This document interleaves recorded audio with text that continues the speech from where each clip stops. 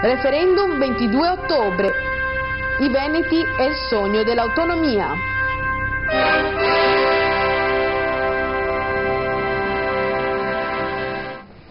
Allora, un mese esatto alla chiamata alle urne. Ciambetti, un mese esatto, e in questi giorni stiamo vivendo, diciamo, a distanza quello che sta accadendo in Spagna, in Catalogna, una situazione sicuramente completamente diversa.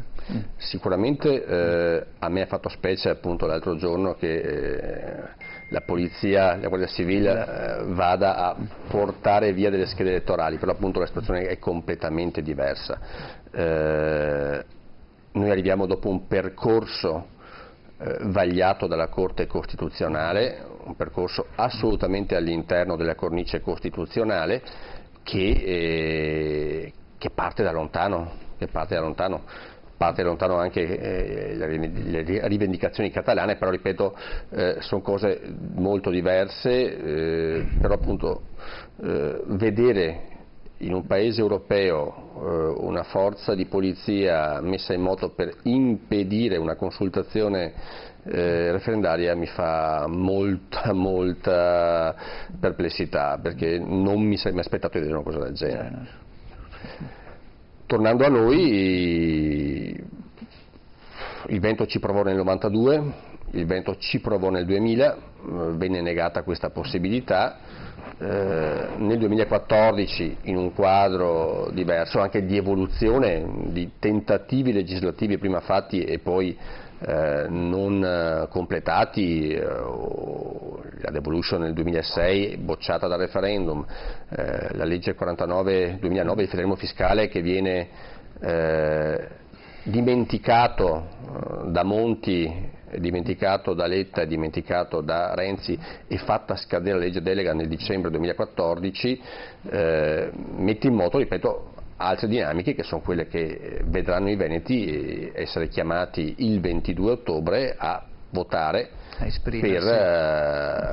per una cosa che sicuramente non parte il giorno dopo con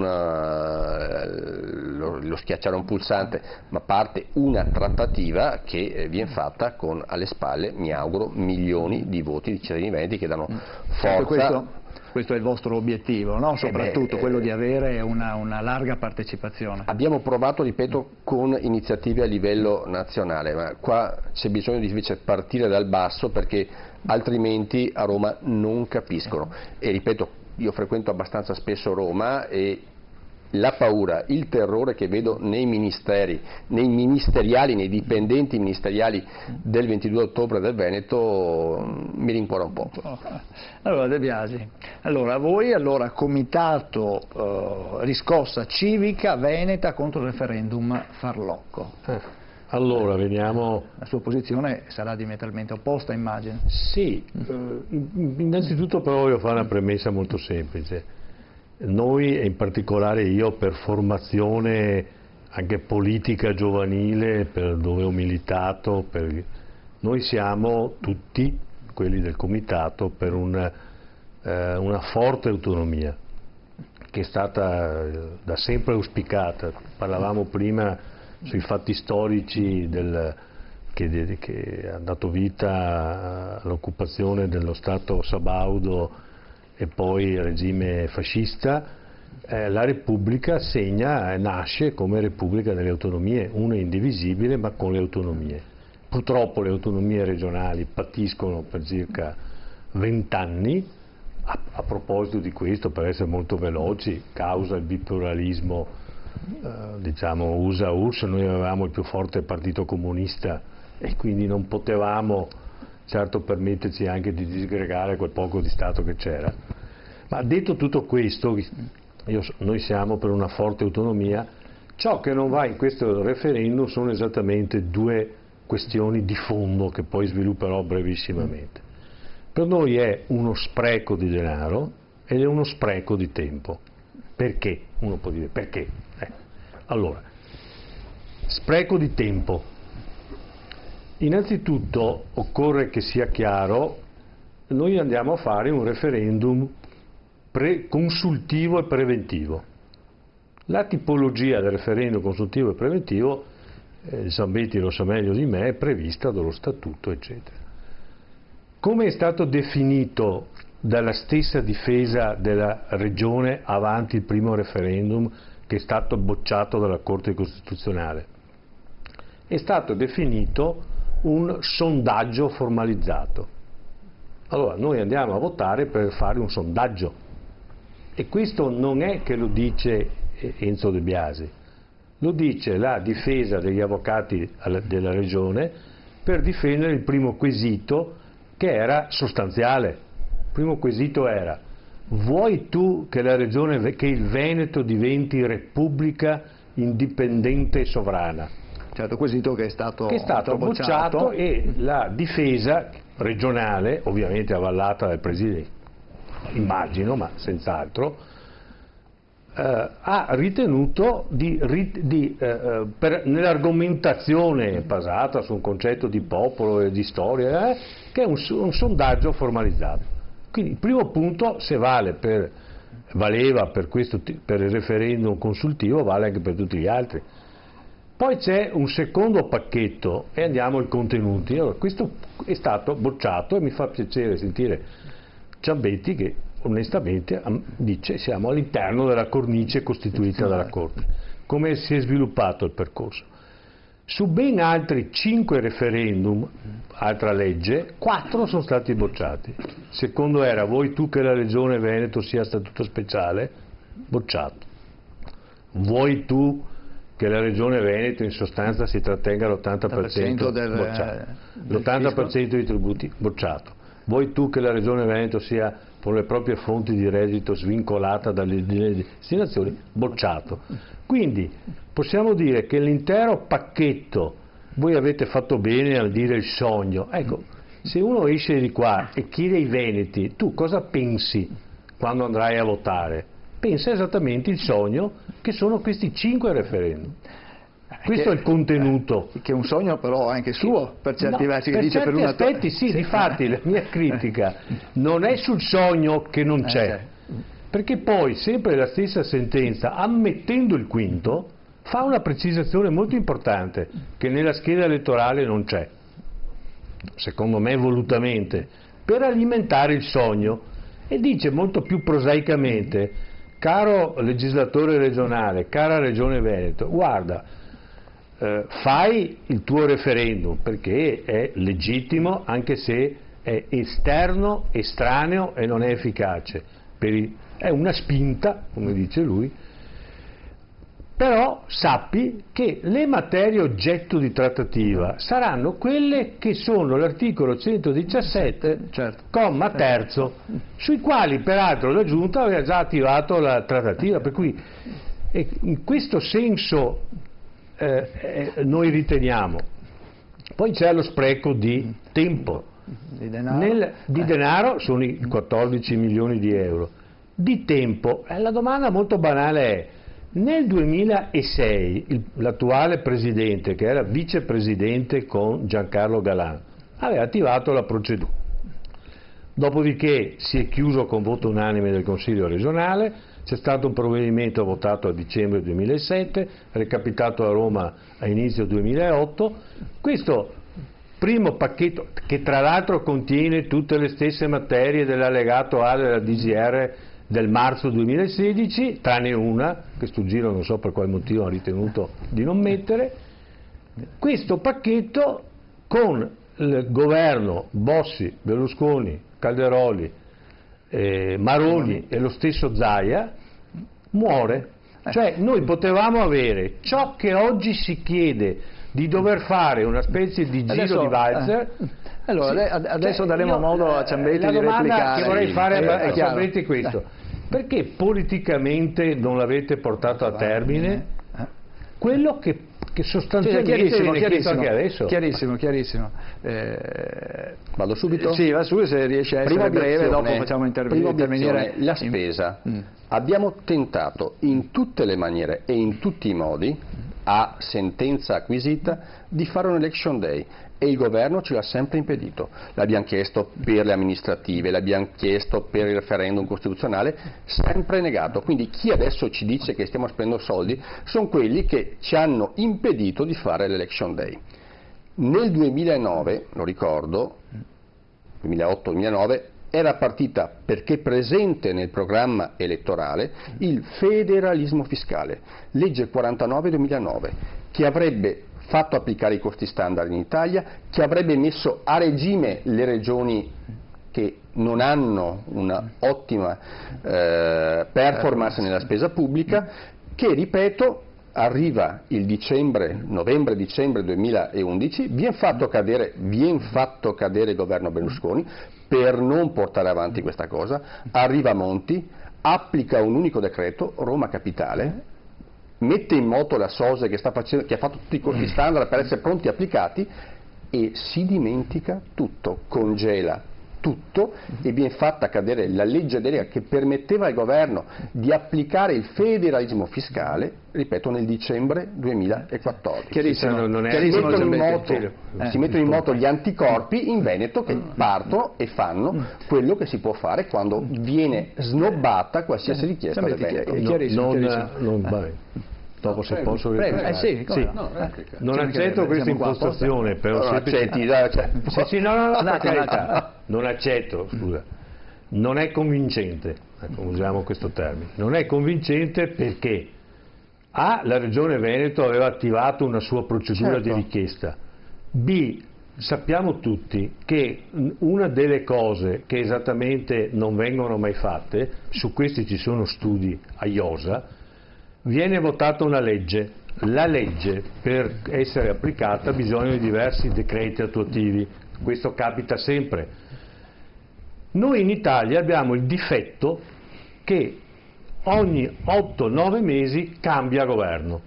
Quindi voi avevate una procedura già avviata, potevate portare a casa per il Veneto quello che aveva chiesto il Veneto. Devo ripetere quanto detto? No, allora, senza lasciare la palla più in alto. Era presente nel programma elettorale del 2008 questa procedura fatta sul federalismo fiscale. I cittadini si mantengono le cose promesse. Lei ha appena detto tu, il federalismo fiscale è una legge nazionale che doveva valere per tutta la nazione. Perfetto. Il Veneto invece aveva chiesto l'applicazione immediata del comma 3, aveva già chiesto la sua parte di pacchetto, poteva essere la regione d'avanguardia, nessuna legge nazionale lo avrebbe impedito, nessuna legge nazionale. Facciamo intervenire anche il Presidente Valerio. Siete invece attardati su questo, l'avete affossato. E adesso fate di peggio, perché addirittura manco partite come nel 2006, adesso partite con un giro di valzer esterno. Anteriore ed esterno. Sì, Valerio, anteriore ed esterno. Esterno, prima. Allora, adesso parla Carlo Valerio, presidente di Confappi Padova, perché questo per rispetto a tutti, quello di cui parlavamo prima ovviamente sono miei convincimenti e punti di vista personali. Allora, noi cerchiamo sempre di fare in modo che tutto quello che viene proposto, fatto, detto e poi realizzato sia nell'interesse generale della nazione, particolare del Veneto, e poi per ultimo anche nell'interesse di chi intraprende e di chi lavora. Per fare tutto questo sarebbe necessario avere chiarezza, quindi il nostro punto di vista è: quando tu vai a chiedere qualcosa a qualcuno dovresti dirgli esattamente che cosa gli stai chiedendo, che cosa serve, a cosa serve, quali eventuali risultati potrà avere e quanto costa. Questo è il punto, perché se no il rischio è quello di personalizzare e di trasformare ciò che dovrebbe essere una scelta libera e consapevole di ogni singolo cittadino elettore in un tifo di qualche tipo che segue chi ha in quel momento più capacità di affabulazione e ci attrae di più o dice cose che somigliano di più al nostro sentire, perdendo di vista completamente quello che è l'elemento di base in discussione. Allora, questo referendum è stato variamente cassato e resta un unico punto. Questo unico punto dice in sostanza: tu puoi fare alcune modifiche in alcuni settori come già previsto da una legge dello Stato, recepita tra l'altro dalla Regione del Veneto, senza la necessità di avere un giudizio diretto del popolo, perché non serve, tu sei già titolato come Regione a fare queste cose. Queste cose sono piuttosto limitate, sono già molte, voglio dire, ma in sostanza tutta la parte economica ovviamente è stata cassata, perché in Italia referendum sulle questioni economiche non si possono fare, e ci mancherebbe. Fanno un referendum per chi non vuol pagare le tasse, vince col 99% dei consensi, però poi i cittadini come fanno ad avere i servizi? Vabbè, ma questa è un'altra cosa, non c'entra. Il nostro punto di vista è che questa cosa assomiglia molto a un braccio di ferro o un'esposizione mediatica di qualche tipo, e poco a un servizio oggettivo di informazione ai cittadini, perché il quesito è semplice, dice esattamente delle cose che possono essere dette solo in un certo modo perché la Costituzione dice una cosa, prospetta delle opportunità che comunque sarebbero state alla portata del Veneto senza perdere il tempo per la preparazione e tutto il resto, ma questo i cittadini non lo capiscono, perché ai cittadini molti dicono: ma da qua in poi tutto cambierà, padroni a casa vostra. Allora, questa è una cosa che oggettivamente non è così. Scusatemi un attimo. Quello che poi è veramente strabiliante è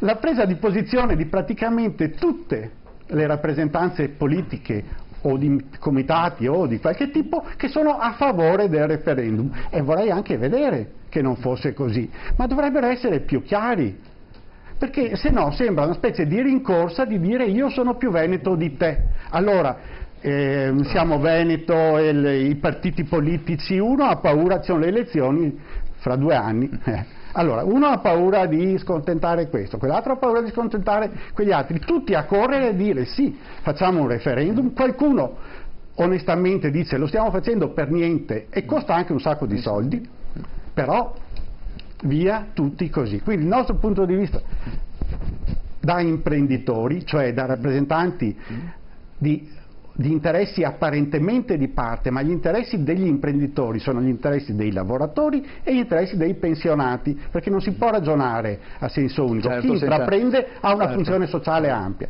Il nostro punto di vista è: i cittadini sceglieranno, perché c'è rispetto massimo per questo, ma per favore da qua al 22 diciamo le cose come stanno, senza dipingerle o troppo scure o troppo luminose. Certo. Saremo grati a chiunque faccia questo con serietà. Professor Casen. Ma io esco un attimo dal contesto immediato di questo referendum, perché è un referendum chiaramente che è stato castrato, passatemi il termine, perché non si può chiedere alla popolazione se è contenta o meno di appartenere a un determinato gruppo, a un determinato gruppo sociale, e i motivi per cui questo gruppo, questa regione, questa etnia che si individua nel Veneto sente la necessità di in qualche maniera di differenziarsi dal resto d'Italia. Allora i motivi, e sono motivi spesso non istintivi, sono intuiti ma non razionali, nasce dal fatto che spesso viene fuori che in Sicilia viene dato $500 miliardi di euro per la questione della sanità, che in Sicilia viene dato un altro 300 milioni di euro per altre attività, che sono attività che si svolgono anche in Veneto, eccetera. Che il Veneto però ha il PIL italiano, pur essendo il 10% della popolazione, il 14% del PIL, e quindi noi contribuiamo massicciamente a quello che sono le tasse, e il ritorno è solo 1,2%. e quindi viene impoverita una regione che produce molto e poi non vede il suo contributo nazionale, non lo vede investito dignitosamente. Allora nasce però qualcuno che dice ma bisogna aiutare i più deboli. Allora individuiamo i più deboli, se no torniamo alla storia, andiamo in Africa ad aiutarli, no? È un'altra barzelletta. Aiutiamo i più deboli, è vero, ma come mai la Sicilia riesce ad avere dei rappresentanti della regione che sono in pensione dal 1951? Erano ragazzini allora, perché se sono ancora ci campano di pensione, no? E sono pensioni ricche, non si sono risparmiati nulla. Adesso hanno riorganizzato le province, invece di dire abbandoniamo perché un po' alla volta cerchiamo di sopperire a una sovrastruttura burocratica che non ha nessun senso, no? Però la cosa più strana è che rappresentanti del sud tipo Calabria e Sicilia stanno, tra virgolette, comprando le aziende del nord. E allora si parla di mafia, mafia non c'è, quindi diciamo che sono dei personaggi strani, che magari tranquillamente vivono a Padova, protetti. Perché questi non investono nella loro Sicilia? Perché prendono soldi dalla Sicilia e con questi soldi fanno ben altri investimenti e non pagano le tasse lì?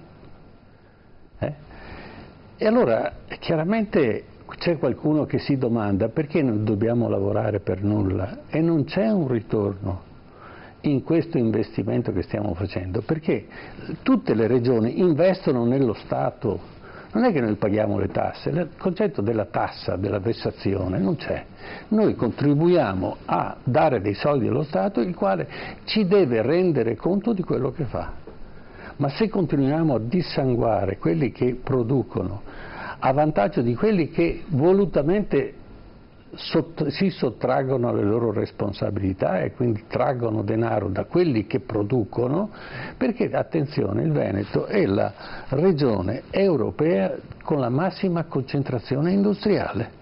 Neanche in Germania c'è una regione così piccola con così alta densità industriale e la stiamo distruggendo, la stiamo demotivando.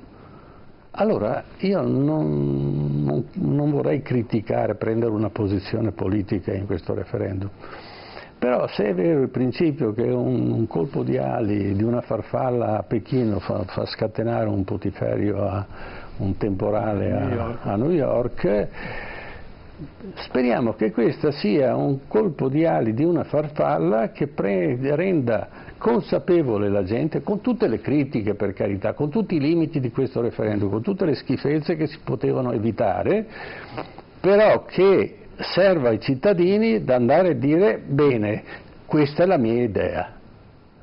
Dopodiché il governo prenderà atto che c'è, se va in una certa maniera, che non c'è adesione o che c'è adesione, ma io spero che ci sia questa adesione, pur criticando il metodo, pur criticando il fatto che questo referendum sia stato castrato, perché quelle domande che sono state fatte erano estremamente lecite, bastava solo dire, bene, questa domanda voi la fate, ma non avrà nessun rilievo a livello, diciamo, di principio costituzionale. Fate un'indagine, come è questa qui, fate un'indagine e così sapremo effettivamente l'umore, ma non è un umore perché uno si alza la mattina che è incazzato oppure perché non so che cosa, è un malessere diffuso che deve essere portato a essere reso visibile perché effettivamente la politica prenda atto che la situazione è diversa da quella che si pensa e non siamo tutti dei coglioni. Allora, andiamo un attimo in pubblicità e poi rispondiamo al professor Casen e ai vari sollecitazioni che ha lanciato. Allora, 2 minuti di pubblicità e torniamo subito.